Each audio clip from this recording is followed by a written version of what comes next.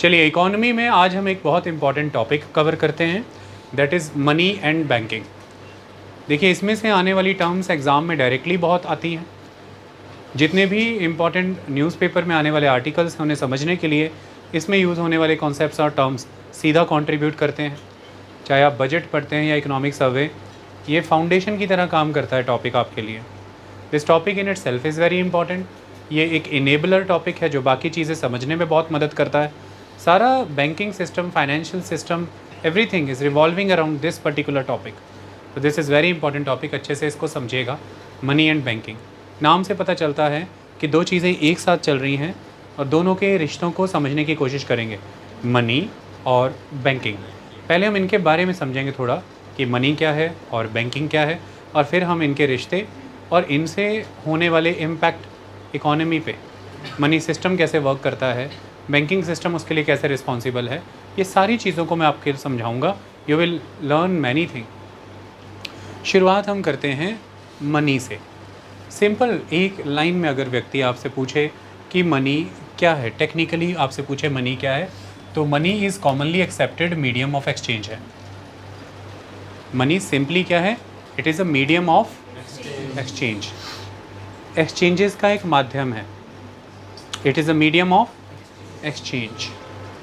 Okay, कैसे ये medium of exchange है और क्या एक्सचेंज हो रहा है, इसको समझना अब ज़रूरी है।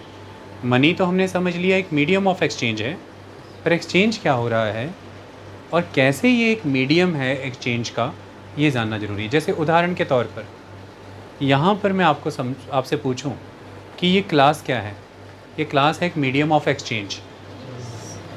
ये क्लास है एक मीडियम ऑफ एक्सचेंज। किस चीज़ का क्या एक्सचेंज हो रहा है यहाँ पे? नॉलेज। एक्सचेंज क्या हो रहा है? थॉट्स। तो थॉट्स एक्सचेंज करने का, नॉलेज एक्सचेंज करने का एक इम्पॉर्टेंट मीडियम कौन है? ये क्लास।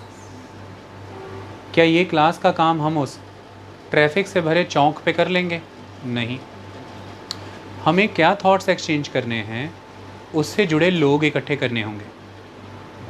हमें सब्जेक्ट मैटर डिसाइड करना होगा। जब ये कौन इनिशिएट करेगा, कौन लीड करेगा, कौन सुनेगा, रिसीव करेगा, ये तय करना पड़ेगा। जब ये सब कुछ आता है, तब एक क्लास होती है, तब एक क्लास बनती है, और वो क्लास फिर एक माध्यम बनती है एक्सचेंजेस का। तो there is the class which is a medium of exchange of thoughts और नॉलेज। आई बात समझ में? सिनेमा हॉल इससे अलग है, वो मीडियम है किसी और चीज़ को एक्सचेंज करने का। वहाँ पर भी एक्सचेंज हो रहे हैं व्यूज़। आई बात समझ में? आप अपना टाइम दे रहे हैं और टाइम के बदले में वहाँ से डिपेंड करेगा कि सिनेमा कैसा है, इंफरटेनमेंट एसोसिएटेड है या एंटरटेनमेंट है या उसका कोई मैसेज। तो आपने अपना समय दिया, बदले में वहाँ से आपको एक मैसेज, एक संदेश मिला। तो that cinema in itself is a kind of medium of exchange. तो टेलीविज़न के बारे में अक्सर ये कहा जाता है कि टेलीविज़न एक मीडियम ऑफ एक्सचेंज है। उसके वाया आप you can communicate with the masses, so it is mass communication. Okay, you can communicate with the masses. तो इसलिए जो आप जर्नलिज्म वगैरह की पढ़ाई करते हैं, मास कम्युनिकेशन की डिग्री करते हैं आप, कि that how to communicate with the masses, what is the communication with the masses, उसके लिए आप मीडियम का इस्तेमाल करते हैं। That is why the term is media. तो आपसे पूछा जाता है कि कौन सा मीडियम से हो आप, कौन सा मीडिया है आपका? टेलीविज़न मीडियम है, टेलीविज़न मीडिया है, या न्यूज़ प्रिंट मीडिया है? तो प्रिंट मीडियम, टेलीविज़न मीडियम, है ना? तो जो टेलीविज़न और रेडियो है, ये ब्रॉडकास्टिंग, टेलीकास्टिंग में आ जाएगा। दूसरी तरफ प्रिंट मीडिया है। तो इस तरह से मीडिया शब्द ही मीडियम से आता है। मीडियम का मतलब क्या है? एक्सचेंजेस, एक्सचेंज हो रहा है।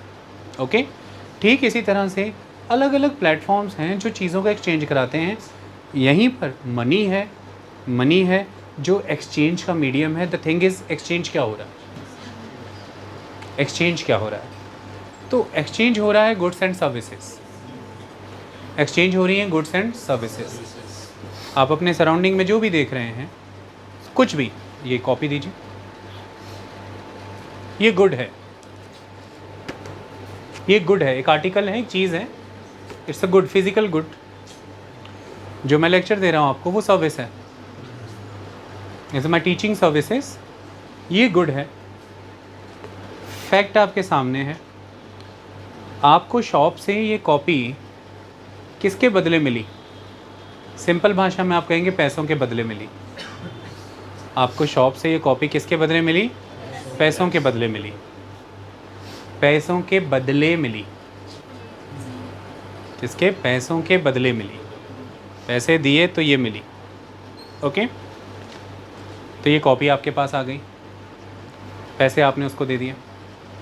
वो पैसे देकर के आगे उसने उस मालिक के जिस स्टाफ ने आपको कॉपी दी थी उस स्टाफ की सर्विसेज ली। मालिक ने आपसे लिए हुए पैसे आगे दिए और उन पैसों के बदले सर्विसेज ली उस स्टाफ की, जिस स्टाफ ने काउंटर पे खड़े होकर आपको कॉपी बेची। मालिक तो पीछे बैठा हुआ है ना। तो यहाँ पर दो चीज़ें एक्सचेंज हुई, एक गुड और एक सर्विस। इन दोनों को एक्सचेंज कराने के लिए कॉमन चीज़ थी यहाँ पे, मनी। क्लियर हुई ये बात? बहुत इजीली। आप एक कस्टमर बन के एक बुक शॉप पे गए, आपको कॉपी चाहिए, आपने कॉपी मांगी, बट टेक्निकल भाषा में कह दूँ नोटबुक, कई लोग हमारे टाइम पे तो कापी कहते थे, copy, copy, rough copy, fair copy, notebook. आपको कॉपी चाहिए थी, आपने कॉपी मांगी, मालिक पीछे बैठा हुआ है गल्ले पे, सामने स्टाफ ने आपको कॉपी दी, आपने पैसे दिए, पैसे के बदले कॉपी ली। अब वो पैसा मालिक के पास गया और उसी दिन उस स्टाफ की सैलरी का दिन है, मालिक ने वही पैसे तनख्वाह के रूप में उस स्टाफ को दिए और उससे बदले उससे उसकी सर्विसेज ली एज अ सेल्समैन।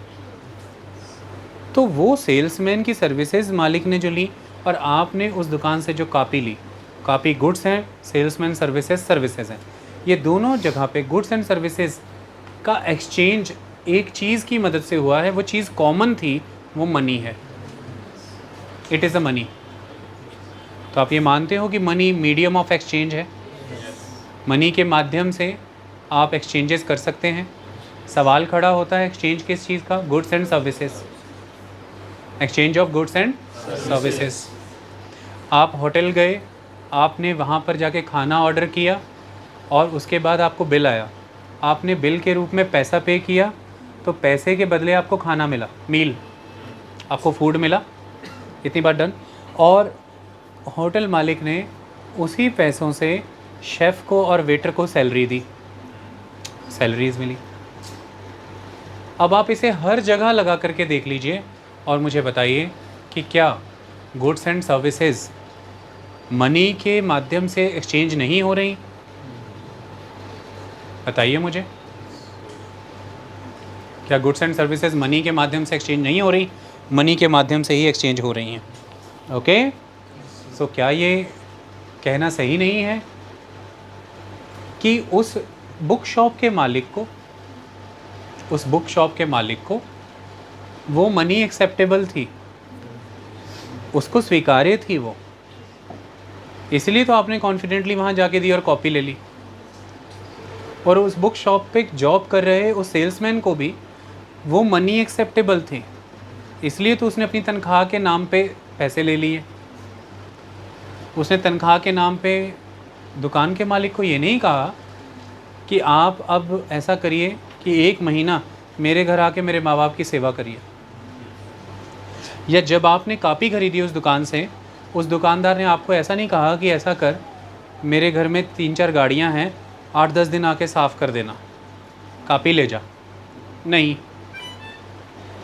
उस दुकानदार ने आपसे मनी ली क्योंकि उसे एक्सेप्टेबल है, और उस सेल्समैन ने दुकानदार से सैलरी के रूप में मनी ली क्योंकि उसे भी एक्सेप्टेबल है। उस होटलियर ने आपसे खाने के बदले में पैसा लिया क्योंकि उसे एक्सेप्टेबल है। उसके वेटर, उसके शेफ़ ने भी उससे सैलरी के रूप में पैसा लिया क्योंकि उन्हें भी एक्सेप्टेबल है। तो यहाँ से क्लियर होता है कि मनी एक मीडियम ऑफ एक्सचेंज है। वो मीडियम ऑफ एक्सचेंज इसीलिए ही है क्योंकि वो कॉमनली एक्सेप्टेबल है, क्योंकि वो कॉमनली एक्सेप्टेबल है सोसाइटी में। ओके, सो सिंपली आपसे कोई भी पूछ रहा है कि मनी क्या है, तो money is commonly accepted medium of exchange. Money is commonly accepted medium of exchange. बोलना है, इसमें इन्वॉल्व होना है, ठीक है। तो शुरुआत यहाँ से ही हो रही है मनी एंड बैंकिंग की, कि वो ये कह रहे हैं कि there are several transactions involving the money. एक दिन में आप कई ऐसी ट्रांजेक्शन्स कर रहे हैं जिसमें मनी इन्वॉल्व है। You are doing many transactions जिसमें मनी इन्वॉल्व है। कई इसके अलावा कई और ट्रांजेक्शन्स भी हैं जिसमें मनी इन्वॉल्व नहीं है।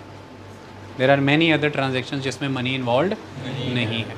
ओके, आपने गुरुद्वारे को अपनी सेवा दी, आपने मंदिर को अपनी सेवा दी, आपने उनको सेवा की, सेवा देने के बदले में उन्होंने आपको ट्रॉफ़ी या कोई शील्ड दिया, या उन्होंने आपको कोई पद दिया, इनमें मनी इन्वॉल्व नहीं है। ऐसी दिन भर में कई और ट्रांजेक्शन्स आर ऑल्सो देयर जिनमें मनी इन्वॉल्व नहीं है, but there are many transactions in a day जिसमें मनी इन्वॉल्व है। सो ट्रांजेक्शन्स चीज़ों का आदान प्रदान, चीज़ों का, सेवाओं का आदान प्रदान। तो देयर आर मैनी ट्रांजेक्शन्स जिसमें मनी इन्वॉल्व होती है। इन दीज ट्रांजेक्शन्स होता क्या है, इन ट्रांजेक्शन्स में goods and services are being brought and sold with the use of money. Goods और सर्विसेज खरीदी और बेची जाती हैं मनी के इस्तेमाल से, पैसे के इस्तेमाल से गुड्स एंड सर्विसेज खरीदी और बेची जाती हैं। ओके, आई बात समझ में? आपने पैसे के इस्तेमाल से किताब खरीदी, आपने पैसा दे करके किताब खरीदी, उसने पैसा लेकर के आपको किताब बेची। सो मनी की मदद से चीज़ें खरीदी और बेची जाती हैं एक दिन में। और आपने किताब खरीदी, उसने किताब आपको बेची, ट्रांजैक्शन है ये। आपने जब किताब खरीदी, एक हाथ किताब ली, एक हाथ पैसा दिया। ओके, उसने एक हाथ पैसा लिया, एक हाथ किताब दी। It's a transaction, it's a transaction. तो ट्रांजैक्शन हुई है।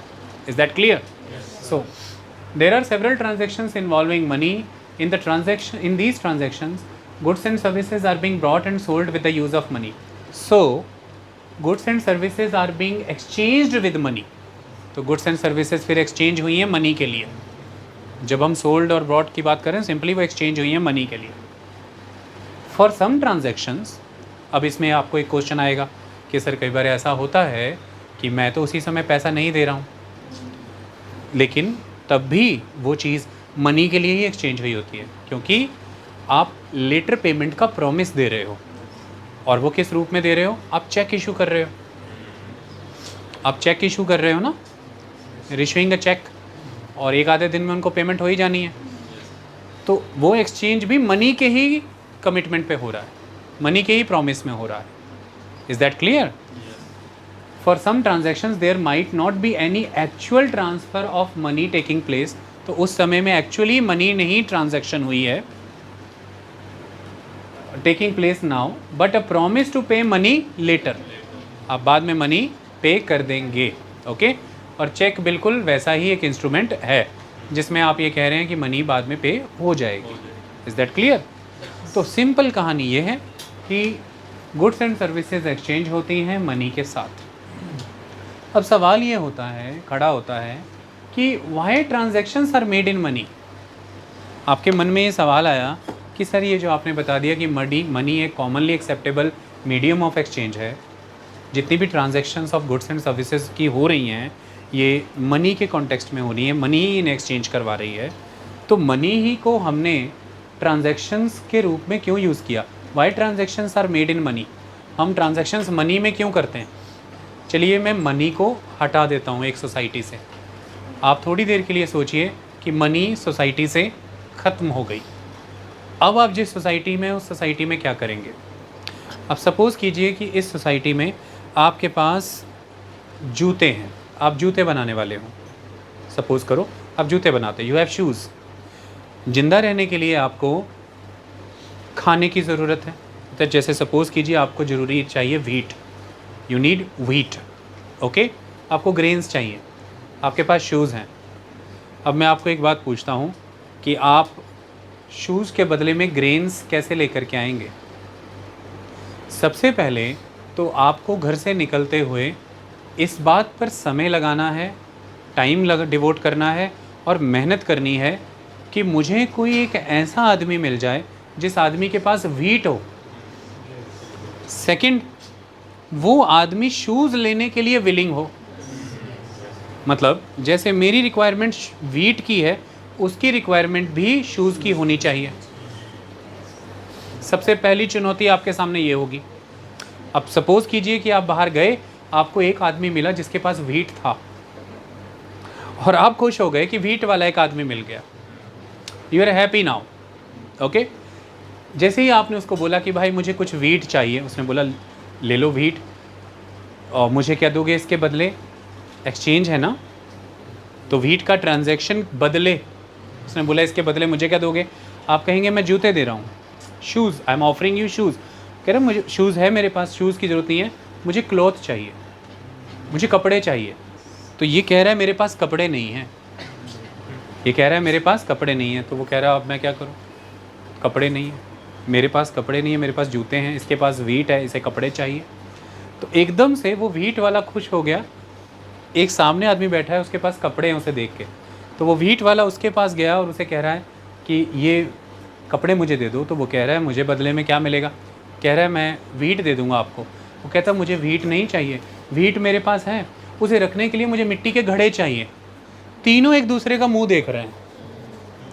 जूते वाला कह रहा है मेरे पास जूते हैं और मुझे गेहूँ चाहिए।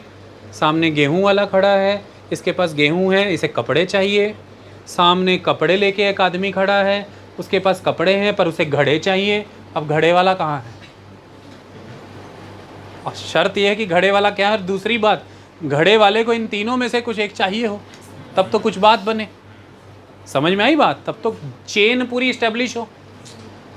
बैठे रहो भूखे मरो उस दिन, फिर ख़त्म हो गई कहानी। मतलब ये जो सिस्टम है जिसमें money as a medium of exchange role play नहीं करती, जिस सिस्टम में एक्सचेंजेस मनी की इंटरमीडिएशन के बिना होते हैं, जहाँ पर मनी एक इंटरमीडिएट प्लेटफॉर्म का रोल प्ले नहीं कर रही है गुड्स और सर्विसेज को एक्सचेंज कराने में, वहाँ पे goods and services directly goods and services के बदले में ही एक्सचेंज हो रही हैं।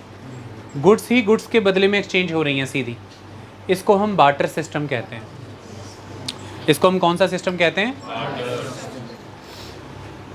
This system is a barter system.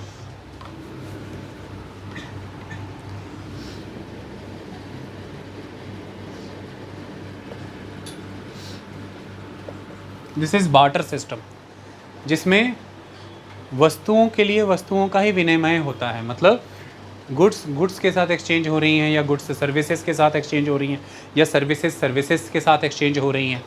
मतलब ये सीधे ही एक दूसरे के साथ एक्सचेंज हो रही हैं, इनके बीच में कोई इंटरमीडिएट नहीं है। यहाँ पर आई बात समझ में? इनके बीच में कोई और मीडियम नहीं है, सीधे। अब लकी हैं आप, तब यू आर लकी कि आप जूते लेकर के गए, सामने शूज़, सामने वीट वाला है, गेहूँ, उसको शूज़ चाहिए। आपको गेहूँ चाहिए, उसको शूज़ चाहिए। आप लकी हैं कि आपको सुबह एक ऐसा आदमी मिल गया। तो मतलब इसको एक बात समझो, एक पर्सन ए, बार्टर सिस्टम में एक चीज़ जब तक एग्जीक्यूट नहीं होगी बार्टर सिस्टम काम नहीं करेगा। एक पर्सन ए की एक वांट है और उसकी वांट है वीट। उसकी ये वांट तब तक सेटिस्फाई नहीं होगी जब तक एक दूसरी चीज़ नहीं होगी। वो क्या है? पर्सन ए के पास ऑफ़र करने के लिए शूज़ हैं, उसके पास ऑफ़र करने के लिए या सिंपली एक्सचेंज करने के लिए, उसके पास एक्सचेंज करने के लिए शूज़ हैं, पर उसकी वांट है वीट। तो डेफिनेटली कोई एक ऐसा चाहिए, जैसे पर्सन बी जिसकी वांट हो शूज़ और उसके पास एक्सचेंज करने को होना चाहिए वीट। मतलब हमें यहाँ से समझ में आया कि दो वांट है यहाँ पर। एक वांट पर्सन ए की, एक वांट पर्सन बी की। पर्सन ए की वांट है वीट, पर्सन बी की वांट है शूज़। तो there are two wants, there are two wants. Person A की वांट वो है जो पर्सन बी के पास अवेलेबल है एक्सचेंज करने को। पर्सन बी के पास, पर्सन बी की वांट वो है जो पर्सन ए के पास अवेलेबल है एक्सचेंज करने को। मतलब यहाँ पर दोनों की जो वांट है वो कोइंसिडेंस यानी कि डबल कोइंसिडेंस ऑफ वांट होना चाहिए। इसको हम क्या कहते हैं? Double coincidence of want. This is the idea of double coincidence of want. वो जो चाह रहा है वो आपके पास है, सिमिलरली आप जो चाह रहे हैं वो उसके पास है। यहाँ पर आप दोनों की चाहतें मिलनी चाहिए, आप दोनों की चाहतें मिलनी चाहिए। This is double coincidence of want. ठीक है, जो what you are seeking that person is offering, that person is offering in lieu of what you are offering, what you are offering to that person. Okay, जो आप चाह रहे हैं वो वही चीज़ ऑफर कर रहा है, ठीक उस चीज़ के लिए जो आप ऑफर कर रहे हैं। तो आप ऑफर कर रहे हैं शूज़, आप चाह रहे हैं व्हीट, वो ऑफर कर रहा है व्हीट उस ऑफर के लिए जो आप ऑफर कर रहे हैं, दैट इज शूज़। ओके, तो that is the double coincidence of want. जब तक ये इस्टेब्लिश नहीं होगा, बार्टर एग्जीक्यूट ही नहीं होगा। पहले वो व्यक्ति निकला शूज़ लेके, सामने व्हीट वाला था, बट क्या मिसिंग था? डबल कोइंसिडेंस ऑफ वांट, क्योंकि व्हीट वाले को क्लॉथ चाहिए था। तो जो व्हीट वाले की वांट थी वो पर्सन ए का ऑफर था ही नहीं, पर्सन ए का ऑफर शूज़ थे। तो यहाँ पर पर्सन ए की वांट, जो पर्सन ए की वांट है वो पर्सन बी तो ऑफर कर रहा है, पर्सन ए की वांट को पर्सन बी तो ऑफर कर रहा है, पर्सन बी की वांट को पर्सन ए सेटिस्फाई नहीं कर रहा है। तो यहाँ पर सिंगल इंसिडेंस ऑफ वांट तो हुआ, डबल इंसिडेंस नहीं हुआ। आई बात समझ में? इसलिए डबल कोइंसिडेंस ऑफ वांट नहीं होता। समझ में आई? ये कोइंसिडेंट हम कहते हैं ना, ओ मैं आपको एक्सपेक्ट कर रहा था, आप आ ही गए। सेम टाइम पर वो इंसिडेंट हुआ तो कोइंसिडेंट क्या होता है? ये कोइंसिडेंस। कोइंसिडेंस क्या है? जो आप चाह रहे हैं वही हुआ, जहां आप चाह रहे थे चीज वहीं गिरी, है कि नहीं? तो अल्टीमेटली मैं चाह रहा था व्हीट और शूज़ मेरे पास थे, वो चाह रहा था शूज़ और व्हीट उसके पास थे। तो अल्टीमेटली मैं क्या चाह रहा था? मैं चाह रहा था कोई मिल जाए जिसके पास व्हीट हो और वो मेरे जूते ले ले, ये मैं चाह रहा था। वो भी वहाँ से यही चाह रहा था कि कोई मिल जाए जो व्हीट मेरा ले ले और जूते दे दे, जूते दे दे। यहाँ पर डबल कोइंसिडेंस ऑफ वांट हुआ तो चीज़ें एक्सचेंज हो गई। लेकिन केस नंबर 2 में आप शूज़ ऑफ़र कर रहे हैं, व्हीट है भी उसके पास, पर वो व्हीट नहीं मांग रहा, उसको क्लॉथ चाहिए, उसको क्लॉथ चाहिए। क्लॉथ वाले के पास क्लॉथ है पर उसको मिट्टी का घड़ा चाहिए, उसको पॉटर चाहिए, उसको नहीं चाहिए व्हीट। इस वजह से सबकी वांट जो हैं वो अपने अपने लेवल पर खड़ी हैं, डबल कोइंसिडेंस ऑफ वांट हो ही नहीं रहा है। इसलिए बार्टर के वाया एक्सचेंज हो ही नहीं पा रहा, बार्टर के वाया एक्सचेंज हो ही नहीं पा रहा। तो इसलिए बहुत लंबा समय लग जाता है ये ढूंढने में कि डबल कोइंसिडेंस ऑफ वांट कब हो तो कब चीज़ें एक्सचेंज हो। ऐसे तो भूखे मरने पड़ जाएगा, ये तो बड़ा लंबा खेला है। सुबह निकलो जूते लेके ढूंढते फिरो दोपहर तक कोई आदमी मिले, ये तो बड़ी मुश्किल है। कोई व्हीट वाला मिले तो तब है ना, डबल कोइंसिडेंस ऑफ वांट तो तब पहले तो व्हीट वाला तो मिले। अच्छा कोई मिल जाए तो फिर बड़ी टेंशन है कि उसको भी वो चाहिए जो मेरे पास है, तो करें क्या, है ना? इसका बिल्कुल बढ़िया सॉल्यूशन है, इसका बिल्कुल बेस्ट सॉल्यूशन है। कोई चक्कर ही नहीं, कोई समस्या ही नहीं है, हम इसको ख़त्म ही कर देते हैं। आ जाओ, कुछ नहीं करना है, बिल्कुल सिंपल। पर्सन ए शूज़ बेचने लेके बाहर निकला, ठीक है, शूज़ लेके बाहर निकला। शूज़ सिंपली इसने दे दिए, किसके बदले? मनी। इसने मनी ले ली, इसके पास मनी आ गई। ओके, पर्सन बी, जो पर्सन बी था वो जिसके पास व्हीट है, वो पर्सन बी व्हीट लेके बाहर निकला और सिंपली इसने मनी के बदले में व्हीट दे दी, इसने सिंपली मनी के बदले में व्हीट दे दिया। पर्सन सी बाज़ार में बाहर निकला और उसने क्लॉथ ऑफ़र कर दिए, उसने क्लॉथ दे दिए, किसके बदले में? मनी। पर्सन डी बाहर निकला और उसने अपनी सारी पॉटरी उठा करके दे दी, किसके बदले में? मनी। तो इन सब ने अपनी ये सारी चीज़ें मनी के बदले में एक्सचेंज कर दी। तो अब अल्टीमेटली ये सब एक कॉमन चीज़ पोजेस कर रहे हैं इस समय, दैट इज़ मनी। अब इन सबके पास एक कॉमन चीज़ आ चुकी है, दैट इज़ मनी। पहले इनके पास कॉमन चीज़ नहीं थी, अब इनके पास एक कॉमन चीज़ आ चुकी है, दैट इज़ मनी। और जैसे ही कॉमन चीज़ आ चुकी है, दैट इज़ मनी, तो अब वो मनी इंटरमीडिएट गुड हो जाएगी। कैसे मनी इंटरमीडिएट गुड का काम करेगी, इसको समझ लेते हैं। इंटरमीडिएट माने बीच की चीज़। कैसे? पर्सन ए ने शूज़ बेचे और उसके पास आई मनी। पर्सन ए ने शूज़ बेचे, उसके पास आई मनी। डन। वो मनी लेकर के वो बाज़ार में गया और मनी दे करके उसने ख़रीद ली वीट। मनी दे करके उसने क्या खरीद ली? वीट। वीट वाले को मिल गई मनी, वो मनी दे करके वीट वाले को क्या चाहिए था? क्लॉथ। उसने ख़रीद लिया क्लॉथ। क्लॉथ वाले को मिल गई मनी, वो मनी दे करके क्लॉथ वाले ने क्या ले ली? पॉटरी। ओके। और पॉटरी वाले को चाहिए थे शूज़, उसने मनी दे करके ले लिए शूज़। तो ऐसे में अब आपको कहीं कोई आदमी ढूंढने की ज़रूरत नहीं है जिसके पास वीट हो और उसकी डिमांड भी शूज़ हो। आपको सिंपली अपनी प्रोडक्ट लेकर के बाज़ार में जाना है, शूज़ देना है, पैसा लेना है। आपने जाके शूज़ दिए और पैसा लिया, और वो पैसा लेकर के आपको सिंपली एक वीट वाले के पास जाना है, उसे पैसा देना है और वीट लेना है। अब आप कहेंगे सर चेंज क्या है? चेंज ये आया, पहले वो उस वीट वाले के पास जाता था और जूते देता था।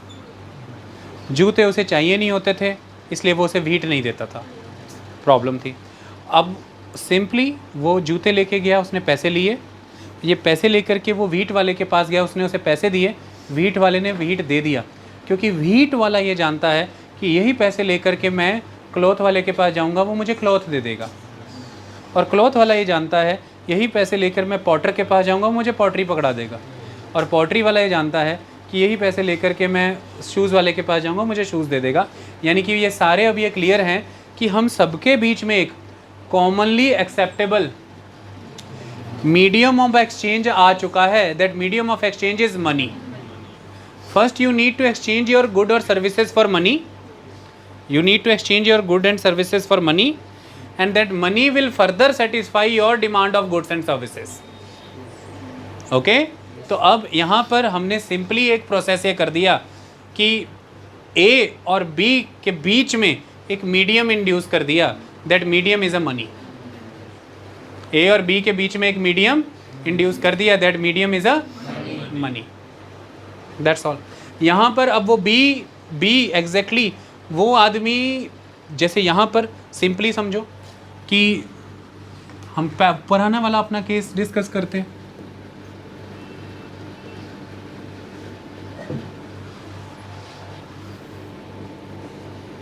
ए शूज़ लेकर के बाजार गया, उसके सामने बी खड़ा था वीट लेकर के।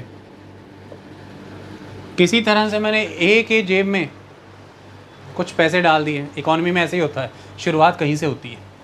ए के जेब में मैंने पैसे डाल दिए और बी के कान में मैंने कह दिया इसे एक्सेप्ट कर लेना, इससे तुझे आगे तेरी ज़रूरत की चीज़ें मिल जाएंगी। उसने कहा ठीक है। तो जैसे ही ए इस बार बी के पास गया तो ए ने बी से क्या मांगे? Wheat.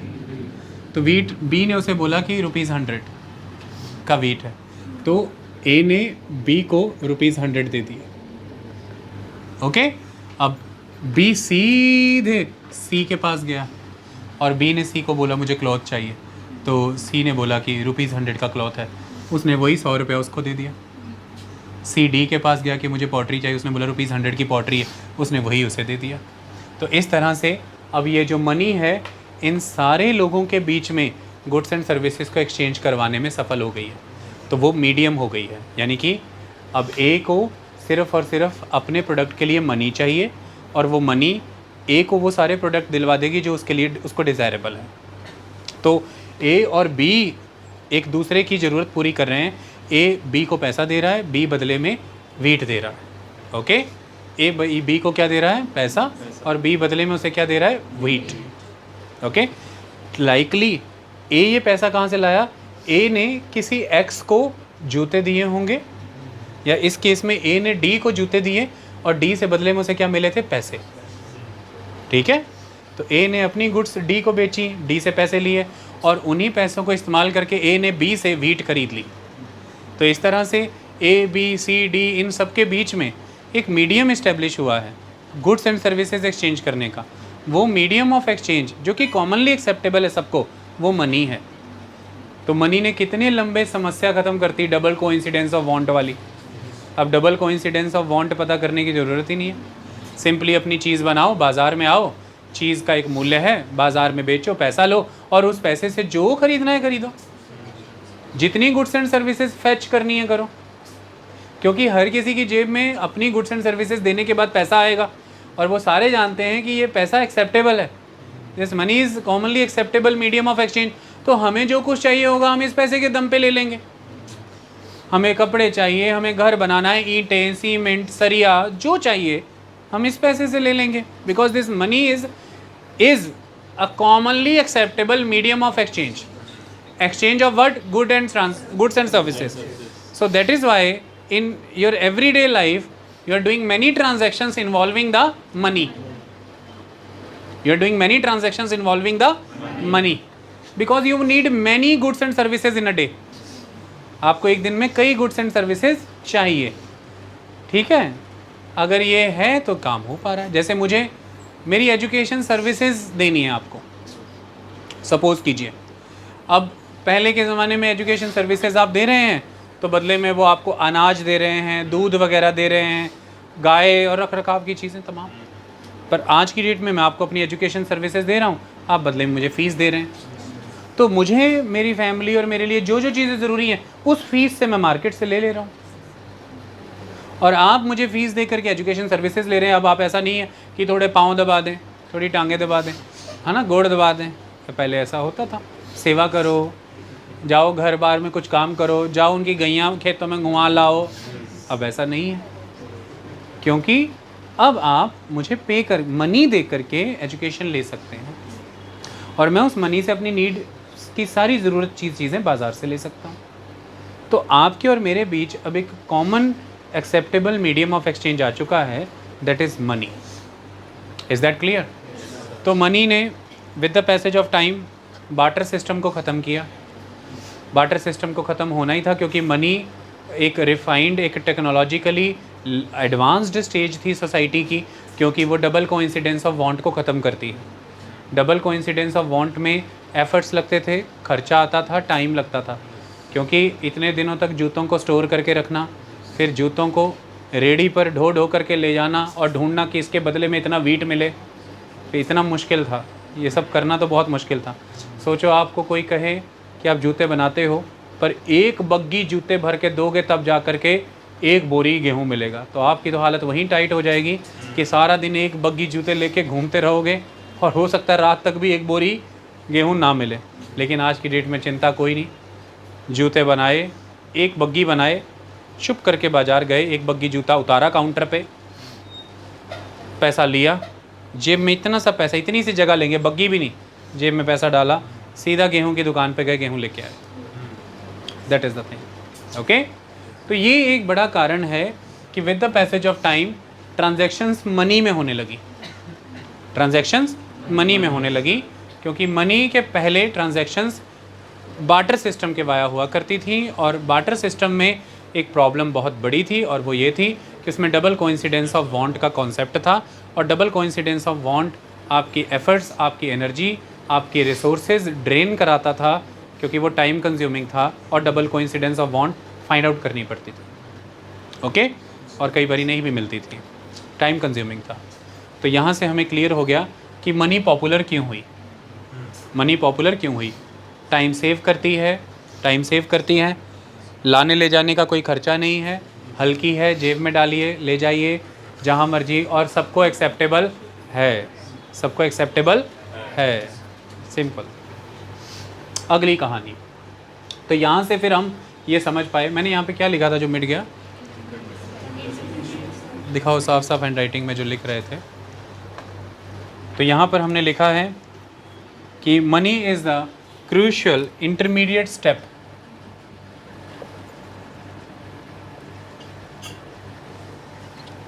in exchange of. So money is a crucial intermediate step in exchanges of goods and services. अब आपको क्लियर हुआ कि मनी एक इंटरमीडिएट स्टेप है, बीच का स्टेप है. मनी क्या है? एक इंटरमीडिएट स्टेप है. आप बुक शॉप पे गए, आपने मनी दी, उसने आपको बुक दी. आपने उसको मनी दी, उसने आपको बुक दी. डन. और उसने वो मनी दे करके आगे होल सेलर से वो बुक ली. रिटेलर को आपने मनी दी, उसके बदले में रिटेलर ने आपको बुक दी. रिटेलर ने होल सेलर को भी वो मनी दी और उसके पास वो बुक्स आई. तो आपसे रिटेलर, रिटेलर से होल सेलर, इन सब के बीच में मेन एस्पेक्ट क्या था? होल सेलर से कस्टमर तक बुक पहुंची है. होल सेलर से कस्टमर तक बुक पहुंची है. इस सब के दौरान जो इंटरमीडिएट स्टेप्स हैं वो किसने फुलफ़िल किए? मनी ने. रिटेलर और कस्टमर के बीच का लिंक किसने बनाया? मनी ने. रिटेलर और होलसेलर के बीच का स्टेप किसने बनाया? मनी ने. Is that clear? तो ए ने चीज़ बाज़ार में जाके बेची फॉर मनी, मनी हासिल की, और मनी ने आगे जा कर के ए की ज़रूरत की चीज़ बी से ए को दिलवाई. ए ने चीज़ बाज़ार में बेची, जूते, बदले में मिले पैसे. गेहूं नहीं मिला. ए ने बाज़ार में जाके जब चीज़ बेची जूते, तो बदले में मिले पैसे, गेहूं थोड़ी ना मिला. पैसे लेकर के जब वो बी के पास गया तो मिला गेहूं. तो यहाँ पर पहले ए के एंड पे भी मनी एग्जीक्यूट हुई है, फिर बी के एंड पे भी मनी एग्जीक्यूट हुई है. मतलब ए और बी वो दोनों दो किनारों पे खड़े हैं एक नदी के, तो उनको जोड़ने वाला ये जो पुल है वो पैसा है. उनको जोड़ने वाला ये पुल कौन है? मनी. पहले ये दोनों जुड़ नहीं रहे थे क्योंकि इनमें डबल कोइंसिडेंस ऑफ वांट नहीं था. दोनों नदी के दो किनारों पे खड़े थे, बीच में से पुल गायब था. अब उन दोनों को जोड़ने वाला पुल कौन है? मनी. तो मनी इसलिए इन दोनों के बीच में एक मीडियम बन गया है. किस चीज़ का? एक्सचेंज का. दोनों एक दूसरे से मिलजुल सकते हैं. सिंपल कहानी है. Okay, that's all. इसलिए फिर मनी क्या हुआ? एक इंटरमीडिएट स्टेप है. मनी एक इंटरमीडिएट स्टेप है. क्योंकि इंटरमीडिएट स्टेप ये है क्योंकि ये पुल कुछ ऐसा पुल है कि इस पुल उधर ए खड़ा है, इधर बी खड़ा है. दोनों नदी के एक तरफ ए एक बी, बीच में पुल के कोई खड़ा होना चाहिए.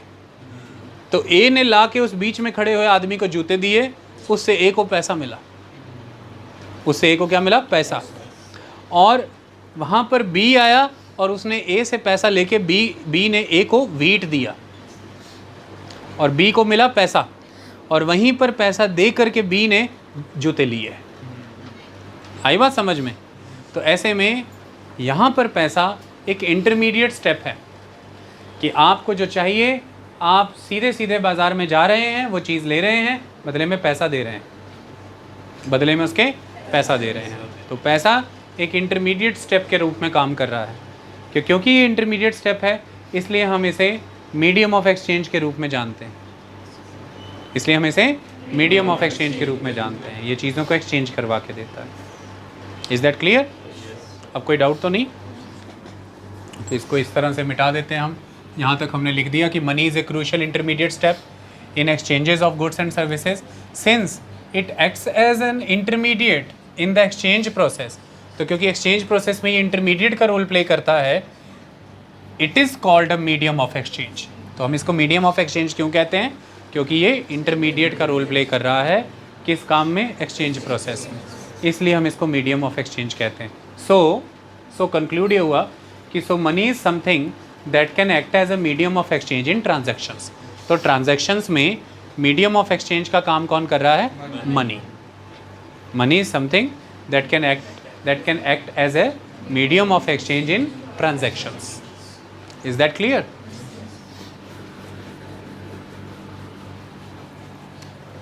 डन.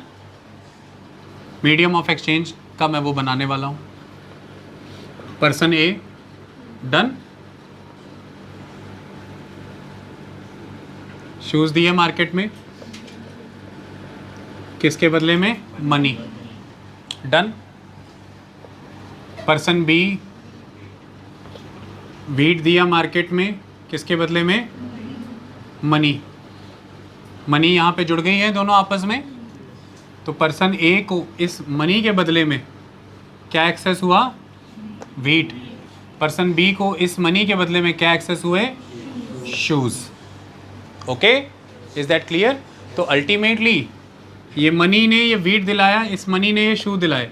तो यहाँ पर अगर हम देखें तो पर्सन ए बी से मनी के वाया ही जुड़ा है, पर्सन ए बी से मनी के वाया ही जुड़ा है। तो मनी इन दोनों के बीच में एक कॉमन इंटरमीडिएट स्टेप है, तभी मनी इन दोनों के बीच में मीडियम ऑफ एक्सचेंज है। अगर मनी ना होती तो इनके बीच में वो मीडियम एक्सचेंज का काम नहीं करती।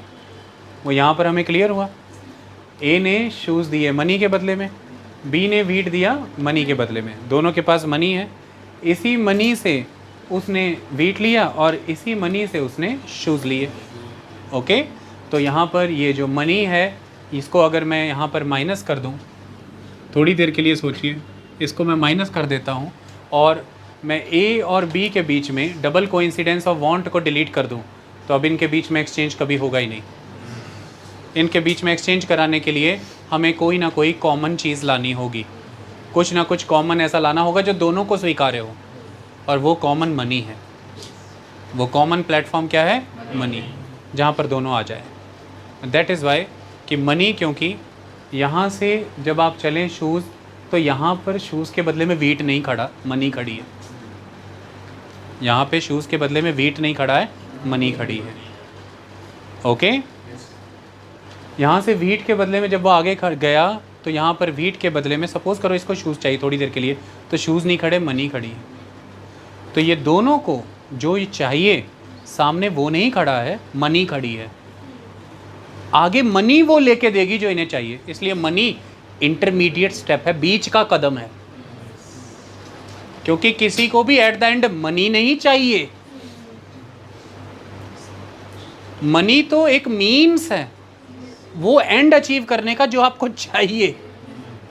क्योंकि अगर कोई आपको ये कहे कि तुम कल मंगल ग्रह पे बसने जा रहे हो और तुम्हें 10 लाख रुपया दे के भेज रहे हैं, आप कहेंगे भाड़ में जा, क्योंकि उस मनी से मंगल ग्रह में कुछ नहीं होगा। उस मनी से मंगल ग्रह में कुछ नहीं होगा, क्योंकि आप उस मनी से मंगल ग्रह में कुछ ले ही नहीं पाओगे। तो मनी की क्या वैल्यू है फिर? Zero, because you are not able to satisfy any of your want with that money.